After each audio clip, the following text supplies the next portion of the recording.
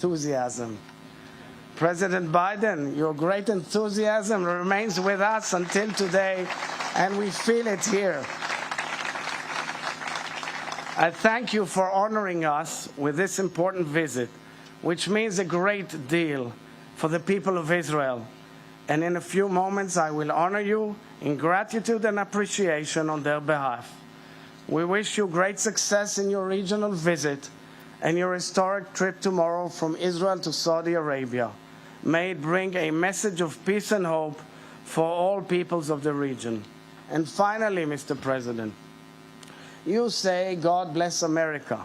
We say, as was quoted today by the Prime Minister as well in our prayers, Hashem oz le'amo yiten, Hashem yevarech et amo b'shalom, meaning the Lord will give strength unto his people, the Lord will bless his people with peace. And I say to you, my dear friend, the Lord will give strength unto our peoples. The Lord will bless our peoples with peace. Hashem oz le'ameinu yiten, Hashem yevarech et ameinu b'shalom. Toda rabba. Thank you. Well, President Herzog, it's wonderful to be with you again and honored to be with so many familiar faces out in this garden. You know, if anyone should understand my inclination and enthusiasm, you should be. With a grandfather who thought Sinn Féin was the future of Ireland, you should understand that.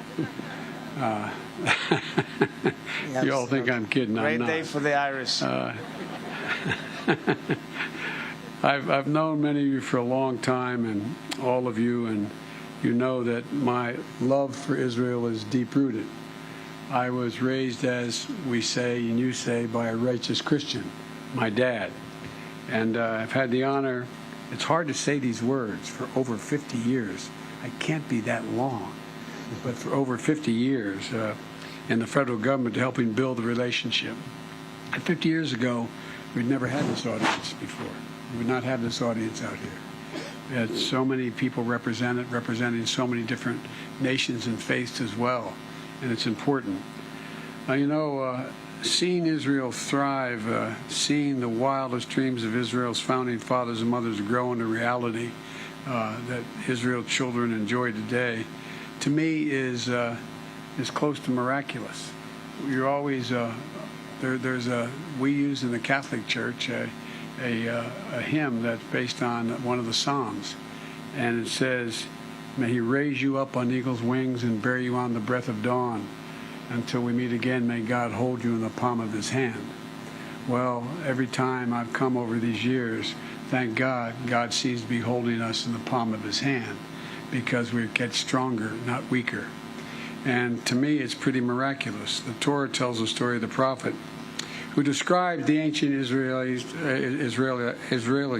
as the people that dwell alone. Mm-hmm. And the Torah portion that will be read in services across the United States this week.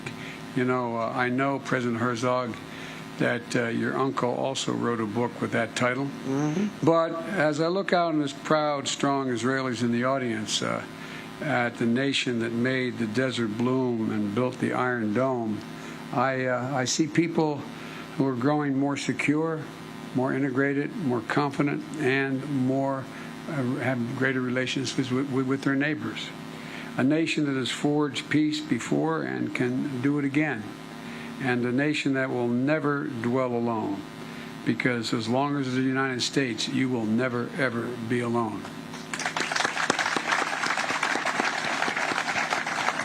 And as you know, there's still so much more work to be done. That's why America's commitment to Israel's security remains ironclad. Today and in the future, that commitment is not about me or any other American president. It springs from the deep affinity and enduring connection between our peoples. And it is our responsibility as leaders to nurture that bond, to ensure that it grows stronger, deeper, and broader as we navigate the challenges ahead, and they will continue to be profound and they will change. And as a leader, I can say without hesitation that being known as a friend of Israel and receiving this award today is among the greatest honors of my career, and I mean that from the bottom of my heart. In fact, And thank you, Mr. President. Since I know that you and I share a connection, as I said, to Ireland, I hope you forgive me for ending by quoting an Irish poet, Seamus Heaney. He wrote in the Cura Troy, he said, "History says don't hope on this side of the grave. But then, once in a lifetime, that longed-for tidal wave of justice rises up, and hope and history rhyme." I truly believe that we're at one of those moments, if we get lucky and work hard, where we can make hope and history rhyme. Israel and the United States are both places built on hope, grit, and determination. And I believe together we will stay always true to our founding values, and that we can help make hope and history rhyme once more. But this time in one of the most dysfunctional in the past regions of the world, where you again will be fully integrated and be one of the leaders. So, Mr. President, it's an incredible honor. And as some of you heard me say, if my mother were here, she said, "Joey, hush up and let the man get on with his job." So thank you, thank you, thank you. Thank you, Mr. President. הנשיא הרצוג יעניק את עיטור הנשיא לנשיא ביידן. President of the State of Israel, Isaac Herzog, will bestow the Presidential Medal of Honor upon the President of the United States of America, Joe Biden. The Honorable President Joseph R. Biden Jr., in recognition of the strong support for Israel you have consistently demonstrated and the depth of the friendship our nations share, I wish to present you with the highest honor bestowed by an Israeli president, the Presidential Medal of Honor. This tradition was instituted by the late president and your good friend, Shimon Peres. The accompanying certificate reads, and I begin with quoting the Bible, "Imo chokhma ugvura, lo etza utvuna." With him are wisdom and strength, he has counsel and understanding. The Presidential Medal of Honor is hereby awarded to the Honorable President Joseph R. Biden Jr. of the United States of America for his true friendship with the State of Israel, the people of Israel, and the Jewish people.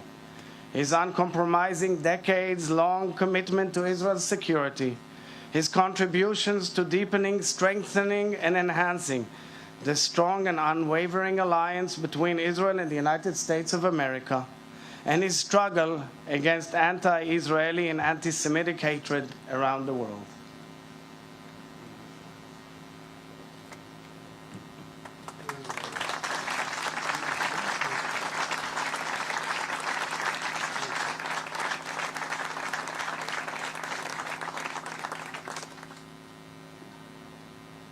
A great honor.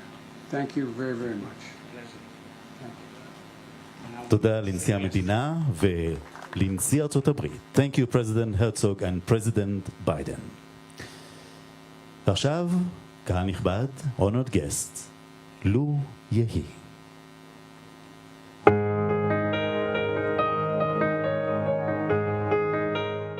Watching a ceremony where President Biden is receiving the Israeli Medal of Honor, and he sort of repeated what we've heard him say several times during a number of his stops here in Israel, that he has a long, long relationship with Israel going back to when he was a senator in his very first visit there. Prior to this ceremony, he spoke with the leader, the official opposition leader, Benjamin Netanyahu.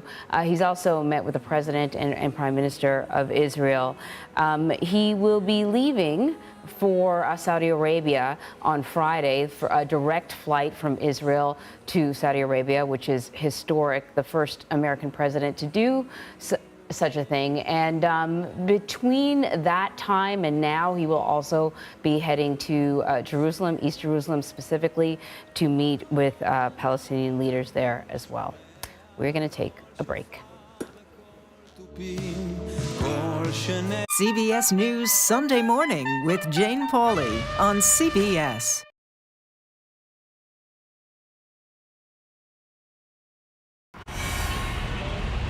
You ready? A generation of kids opens up on CBS Reports. I just want to be like a regular kid. Their world, their struggles, their voices. What if I was white? A lot of people like to call names and make you